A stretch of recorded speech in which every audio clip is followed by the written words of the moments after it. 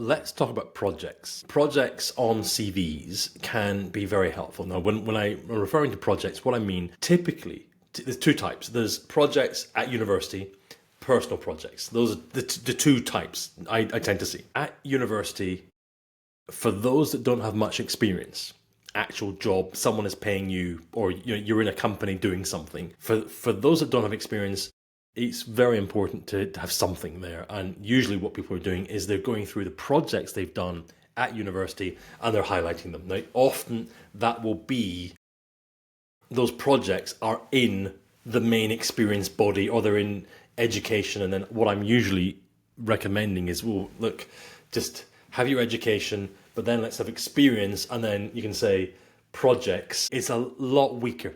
It's a lot weaker because fundamentally you're paying the university. That's why I think it's weaker, right?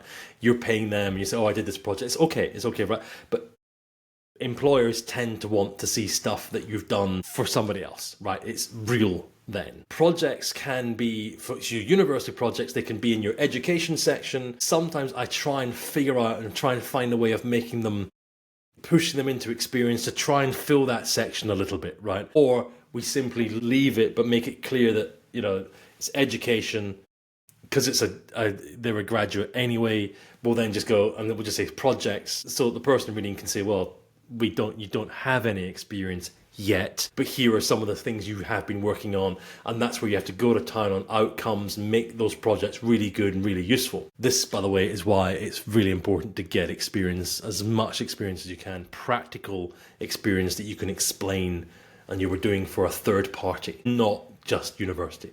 Okay, so there's university projects, but I want to come to the other. We're moving toward other. I'm going to cover other in just a minute, but projects. It is sometimes useful to have a project section, and this is especially important if you're a programmer, technologist, or an enthusiast in some domain that's relevant to your role. So let's take programmers or technologists. So whatever you're doing in technology, sometimes it can be really useful to say projects or personal projects. And that can be quite high up in the CV, right? So you've got your experience, then you may have education, then you may have personal projects. This is okay. It's non-standard because we're usually focusing on experience, but it's okay and a great way of defining yourself against other candidates. So, and a good example of a personal project would be, I created a system that tracks the major stocks that I have in my portfolio and does some reverse analysis on blah, blah, blah, and does this. I use Python, I use some cloud technology, I use ChatGPT to do this. It looks at this thing, then every morning it does that, and blah, blah, blah, right? And here's a link, you can see it, right? Or here's a video of me talking about it. Now, why this is relevant is if you've got a particular role you're doing and you want to show that you've got additional knowledge that the company can't give you, right? So for whatever reason, you've got a particular role, but you can't do AI, you can't do this thing, you can't use Python, you can't, for whatever role you've got, it's inappropriate for you to be doing this, right? It is not, you can't use this stuff. But you want to show a prospective employer you can do it, right? You want to show a prospective employer that you've got that to your personality and your capability. That's where personal projects are really, really useful. That's where you can say, look, I've created a website that does this, this, this, or I've created a thing and it does that, or I made this software that does that. Right? Now, these are, in terms of priority, very, very low from an experience standpoint, or from a corporate reviewing your CV. They're lower in priority, but they can be instrumental in making sure that when I'm reading, I'm zoning in, I'm liking the experience, I've got you, you're coming across really well. I've gone from scanning to reading now, okay? And as I'm going down, I'm like, oh, look at it.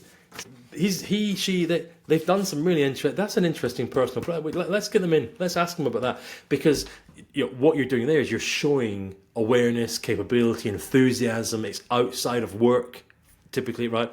So there's something you can say. You can give an example of other stuff that's very aligned, or you want it to be aligned to career. Very useful if you're junior in your career, very helpful if you're mid or senior and you want to evidence you've got some additional capability that it doesn't fit inexperience. The other thing you can be doing there is you can be saying, oh, I have a project where I'm restoring a 1920s blah blah blah car or something, right?